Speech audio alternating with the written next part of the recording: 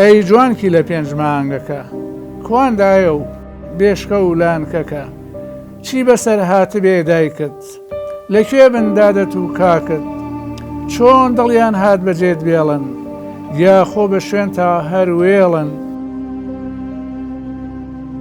باسێکی ئەوەم بۆ بکەی دوایەوەی کە باوکتان وەفاتەکە ژیانی ئەوە بە چ شێوازێک بەڕێوە براوە؟ ژیانمان ئەو پەڕی ترس و تاڵی بوو، ناڕەحەت بوو، فەقیری بوو. لە ساڵی 1955 بۆ 56 بۆ یەکەم جار قوتابخانە کرێتەوە لێرە. ئەو کتێبە تا بەیانی بۆ بم خوێندایەتەوە ئەوە نەم خوێندنەوە ئەوە نەم خوێندنەوە زربێم لەبەر بوو سێرەکەم ئەزانم منیش شتیوە شیعر بڵێم.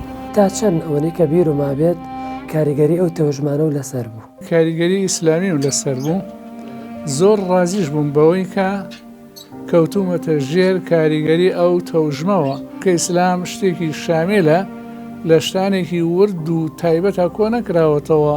یەکێک لە شاکارەکان و ینی جوانترین ویشەکان و تەفسیری قورئانە بۆ سەر زمانی هەورامی. ئەم دینە زۆر دینێکی پاک و بێگەرد و قوڵە ئەوانەی کە نەقدی لێ ئەگرن لە نەزانیەوە لێی ئەگرن لێ حاڵینین لێی تێناگەن. چەند پیتێک و وەکو نووسین بۆ زمانی هەورامی زیاد کردووە کە هەورامیەکان بە زمانی دایکی خۆیان معنای قورئان بزانن لە سوورەتی ئەلفاتیحەوە بۆ ئەخیرەکەی.